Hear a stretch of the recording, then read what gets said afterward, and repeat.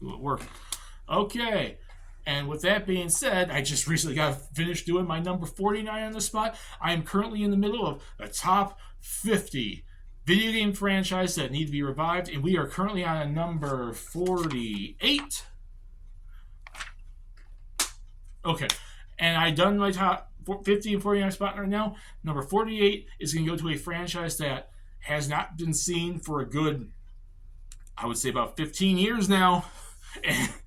And it came back out during the PS2 and Xbox era, during the 6th generation. And I'm talking about the Mercenaries franchise. The Mercenaries franchise is a open box third-person shooter action game series that was developed by Pandemic Studios and published by LucasArts.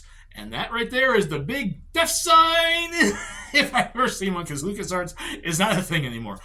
But someone has to own the Mercenaries franchise somewhere, I would hope so. But the first Mercenaries, The Playground of Destruction, was released back in 2005 on the PS2 and the Xbox. You essentially were like a mercenary sent into war in North Korea, all these different factions, the Allied nations, South Korea, the Russian Mafia, China, all at war with each other, and you pretty much, besides obviously North Korea, because they're your enemy the entire game through, you work with these factions, you attack these factions, you have to build relationships with these factions through missions, which sometimes if you do a certain mission, if you guys ever played the game before, it impacts your relationship with another faction.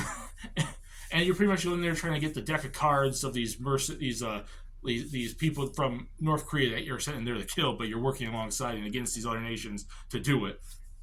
And then Mercenaries 2 World in Flames came out in 2008 on the PS2, PS3, and 360, and it was pretty much the same thing. You had the same characters, you went into the same problem, and it takes place like 3 or 4 years later, and pretty much the world is still at war with needing mercenaries and whatnot. And it was such a beloved game. I loved it a lot. The first one especially. I didn't play it too much of the second one, but the first one was great. One of the best games of that generation. And since then, 2008 was the last time we ever seen a game, which makes it about 15 years since we've seen one. And in the meantime, I even looked this up, and I didn't even know this was a thing. There's been 2 games they had planned, and both games got canceled. There was Mercenaries Inc., which was first leaked around 2009. I think it was going to be like a direct sequel to like Mercenaries 2 kind of a thing, and probably have the same type of gameplay. There's not much information really to be had on that game specifically. And then Mercenaries 3, which subtitled No Limits, had a demo apparently released, probably not to the public, but some were probably in some trade thing or some, showing off of stuff. But then pretty much that came to fruition for nothing. And then apparently the IP is pretty much just not been renewed, and I don't know who owns Mercenaries right now because LucasArts is no longer a thing. And Pandemic Studios, I'm not even sure what they're doing right now. I don't even know if they're still even around.